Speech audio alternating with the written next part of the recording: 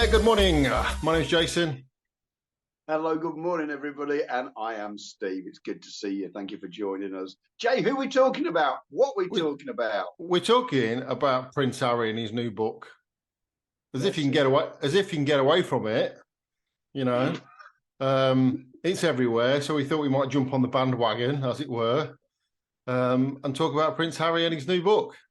Not that I've read it, I have to say. No. Not that I will be reading. Not that I will be reading it either. No.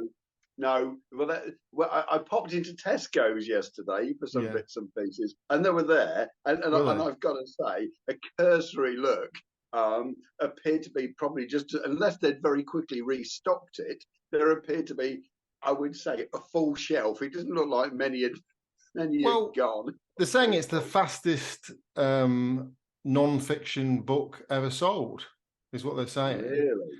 Wow. So, I mean, I was surprised. I mean, I didn't think people, because it's so heavily covered in the news and media, the highlights, because people only really want the juicy bits, don't they? And they're not really interested in, I had a cup of tea with the Queen on this particular day.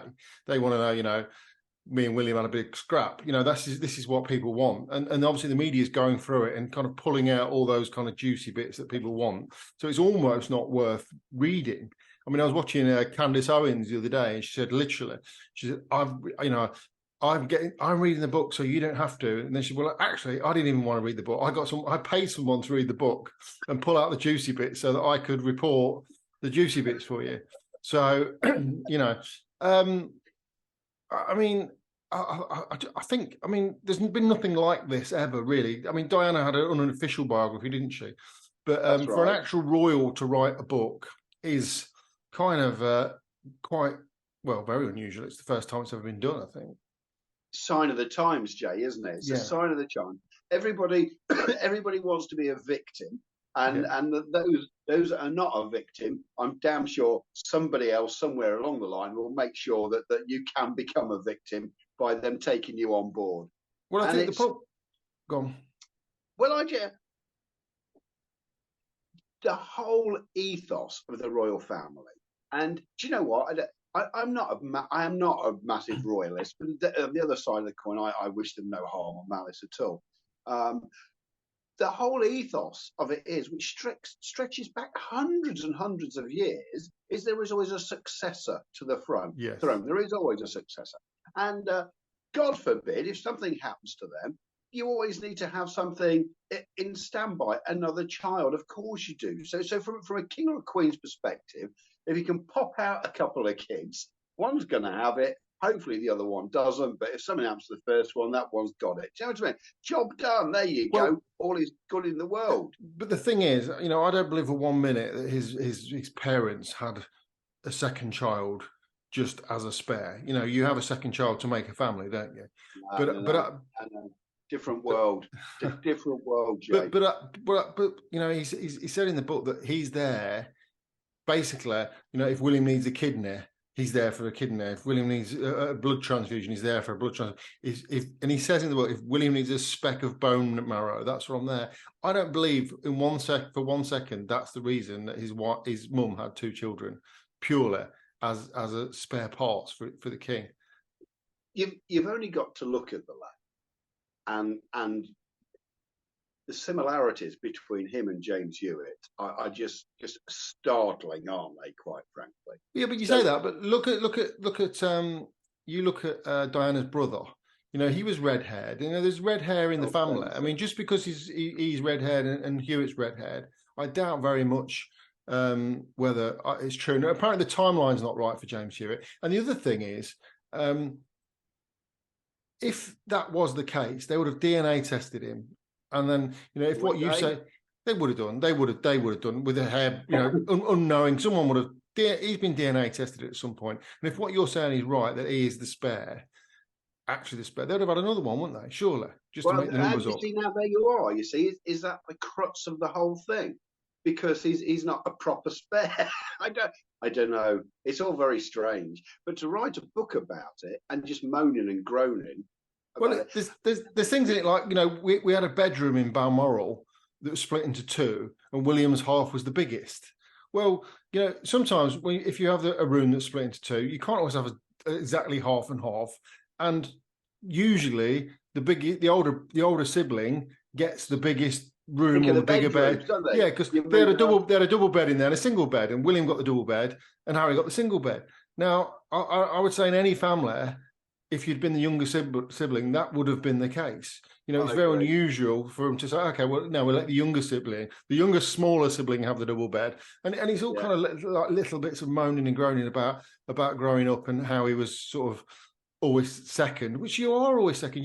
You get in most families, if you have hand-me-down clothes, you have the older sibling, you don't do it the other way. Okay, we'll give the older sibling the younger sibling's clothes. It doesn't work like that. You always get this, you always get seconds. Yeah, you're absolutely right. You're absolutely right. It's just he obviously needs to make some money, so he's popped out the book. Well, this is the other thing. He's never ever had to think about money in his whole life. He has never had to worry about getting a cab home from a nightclub. Having enough money to pay his electricity bill or anything. I mean, you imagine when you're 18-year-old Harry going out nightclubbing, you've got a protection officer 10 feet away from you at all times. You got instant cab home. Someone's always looking after you if you have too much to drink, or in his case, too much cocaine to snort. Which again, we didn't, the other thing I think is he's now living in Los Angeles and he's surrounded by all these people that are used to dealing with celebrities. Now, if you're Kim, he'll probably do a sex tape next. If you're Kim Kardashian, you're being advised. We're writing a book. Yeah, we want to hear. People want to hear about the first time you had, when you lost your virginity and all this kind of stuff. But he's not a celebrity. He's a royal prince of England. People don't want to know where he lost his virginity. He's supposed to be above all that. You know what I mean? Yeah. No, I completely agree, and I just think it's well, I've got to make some money. What can I do? We'll get this churned out. It's obviously all ties between him and his parent. Well, the rest of the family now, sort of 7. But what I find interesting is before this book came out, all the hype of it, and he actually had quite a lot of sympathy. Oh, lots of sympathy, yeah. And it's this massive reversal, and that just shows the royal family factory at work, putting a different spin on it. Because if you're in a room of, do you remember The Life of Brian, where she's a witch? Yes. She's a witch. Burner. Hang on, I'm not a witch. She is. She's a witch. She's a witch. Yes. Burner. Yeah. It only takes a couple of people, the right people, go around and say, no, that's right. This is right. Look, and everybody goes, yeah, of course it is. And I think there's been this marvelous spin put on it by the Royal Spin Factory, and have been to turn the table to an amazing degree. And now he's almost public enemy number 1, isn't he? Well, he is. I mean, he's confirmed really that they called her Princess Pushy at one point because she was not very rude she was very rude to the staff, and I think he's confirmed in the book that William challenged him about the way that she treated the staff, which almost kind of supports what's been said. And there was also I saw a report on the internet the other day, and I don't know how true it is, saying that Tyler Perry, they stayed in this mansion in California that was owned by Tyler Perry. Yeah. Well, apparently he wanted them out because she pushed one of the maids in the pool. Now, I don't know how true that is. Oh, wow. That's a story that I saw this week on YouTube. I don't know how true it is. So don't quote me on it. But apparently he wanted them out, and they erected the fence. You've not seen the documentary, have you? But they erected this fence, and apparently they did it without his consent. Now I don't know I can't remember if the documentary supports that or not. But you wouldn't be borrowing somebody's house and decide to erect a fence along the front yourself, would you? You just wouldn't do that. But so I think yes, she's definitely supported as being the Princess Pushy. But I think she probably imagined that being in the royal family would be very glamorous. And in many ways it is, but also it's not. I remember there was a thing that Princess Diana wrote, I believe in the book, about when she first moved into Buckingham Palace. They had like a suite in Buckingham Palace, and they weren't allowed to have bulbs over 40 watts because that was like the government guidelines, is you can't have a bulb brighter than 40 watts to save electricity. So all these, she said, I think it was something to do, she couldn't read a book at night because the bulbs were too dim. So in a lot of ways, it does seem very lavish, but in some other ways, it's not. It's not as flash as you think it is. You've never seen a royal driving around a Lamborghini, have you? You know what I mean? Or a No, Ferrari. no. I mean, they've got the money for it, but they're not allowed. And I seem to remember that Princess Diana, again, she was given a car by Audi. She was given an Audi convertible, and she wasn't allowed That's to. right. She wasn't allowed to drive it because she had to be driving British cars. I think. I That's seem to remember right. seeing her one in one later, but I think at She this ended up particular in an time, escort. did she? Did Yeah. she? No, you're Yeah. absolutely spot on with that. She ended up with an escort cabriolet. So it's not as flash as you kind of think. Yeah. And now here's another thing that I thought about the other day as well and it goes back actually to your Nostradamus prediction about the next king being the unsuspected, Oh yeah. a mystery, not a mystery king, but he's an unsuspected king. Yeah. Just imagine what would happen now if there was an accident, an incident, which killed Charlie and Camilla, William and all his family. God, yeah. The next in line would be Harry and Meghan. Yeah. Now, what would actually happen if that was the case? With all the hatred going on towards her, where would that leave the British monarchy? Because the other thing is, even if they decline, the next one will be Andrew. Yeah. So oh my God. That was such a bad idea. Steve dropped his camera. I got very excited. Yeah. So imagine if that happened and they were going to be crowned. He was going to be crowned king, and she would be queen consort. That would be horrendous. Oh my God! Do you ever see King Ralph? Do you ever see the film? No, I've never watched King Ralph. No, never watched King Ralph. No. Right. Well, it's probably not too far. They do say, don't they, that quite often whatever Hollywood comes up with tends to be reality. Yeah. Well, basically, he's just this random American guy, and through a series of disasters, like you've just explained, they trace him. And anyway, he's next in line to be the king, and he's the king of England. Ordinary geezer, and he comes over, and well, you can imagine how he's took. It ends well, to be fair. It does end well. But I think that would be the end of the monarchy. I think definitely the way things are at the moment, because we wouldn't really want him, and definitely really wouldn't want her, because there's a lot of ill feeling towards her. And going back to the other thing we mentioned briefly there, Camilla. Now Camilla got a bit of a slating, I believe, in the book. He begged his father not to marry her. I mean, why would you want that to come out? I mean, that's so hurtful for him. And the other thing is, Charlie's not even. Okay, he is king, but he's not even been crowned king yet. He's not had his coronation. And at this point, he needs public support. And and he's not getting it because his son is in the middle of it, just stirring it all up. I think it's terrible, really, the fact that, okay, yes, the media's got a hand on it. Yes, the media twists his words a little bit, but hey, Harry, you're giving in the words to twist. If you know that everything you say is going to get twisted into a bad way, you've got to just zip it up.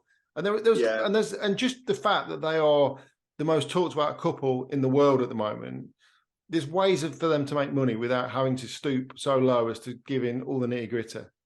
He could still have written a book, but kept out all those bits and pieces. Yes. And I've no doubt it would still have been just as well received. Yeah, or they could do a reality program just about their lives without getting into all the argy-bargy of who's fell out with who. Yeah. They don't. People would still watch it. People watch Katie Price, for God's sake. People would still watch it. And so there are ways for them to make money. And the other thing is, one of the things he needs to make money for is about security. He could come back and live in England. They could come and live in England and not have the worries of security, and live very quietly like Prince Edward and Sophie Wessex, who you never see or hear. I couldn't even tell you where they live. We knew that Harry and Meghan lived in Frogmore Cottage. Was it Frogmore Cottage? I couldn't tell you the house that Edward lives in. I'm sure some royal, someone who's really up on it would tell you, but it's not common knowledge. They're not all about it. He could still come and live a quiet life here, have his protection and carry on his life and be, very well off, but not have the limelight that it would appear that Meghan Markle requires. Yeah, it is sad. It's very sad. In a bizarre way, though, don't you think it's actually almost working for King Charles? Because everybody is now, he's getting the sympathy vote as Yeah, well. true. Everyone's sort That's of going, true. oh, do you know what? Bless him. And I think he's going to do well, you know, I do. Charles. I really, really do. But I think, you know, again, the thing with Camilla, I mean, Camilla's had a bit of a hard journey because everybody loved Diana. And I Yeah, think the British public have generally accepted Camilla now. You know, that they're kind of yeah, like, I don't think I've got much of an opinion of her either way. You know, you don't see much of her really. She's just always there. I haven't got much of an opinion either way. But, you know, all of that coming out could have actually gone very much against her yeah. and stirred up public opinion against her. And at this point, that would have been very bad for the royal family. So, but yeah, I think you're right. I think Charles is going to do very well regardless of this. And I think surely there's going to be a point where Harry's got nothing more to say because there's Yeah. you know, there's nothing new being created. It's all No. old stuff. And once it's all out there, it's out there, you know? Yeah, yeah, I agree. Volume 2 is going to be shit. Well, he reckons, I think he said in one of the other interviews, I've not watched them all, I've seen the one he did on the ITV, but it's saying he's got even more dirt to dish. I don't think anyone's going to be that interested anymore. But again, see, he's got these American therapists, and you know what, you know, for any Americans watching, therapy's coming on a little bit over here, but it's not like it is in America. And if someone said, yeah, you rag your back and you put, that's my crap American accent, put all your, you know, put all the juicy bits in it, and it's good therapy, and get it off your chest and tell the world your bit, and you'll feel better, and all the rest of it. And I think they're the sort of people who are advising him at the moment.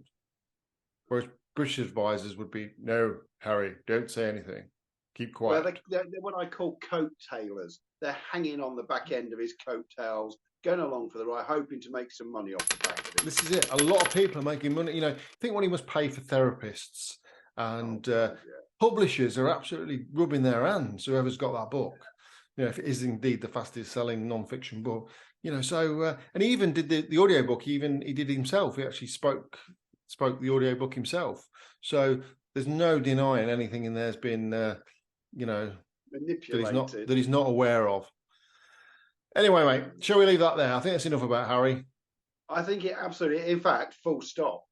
That's enough about Harry. End of. Full stop. Let's hope he, again, I say it every time I do a Harry and Meghan video, let's hope that they kind of just disappear into the sunset and do their own thing. Yeah, I agree. The land of the gingers. Yes, absolutely. Thanks very much for watching. We're the Highwaymen. We'll see you next time. And don't forget to like and subscribe. Press the bell end.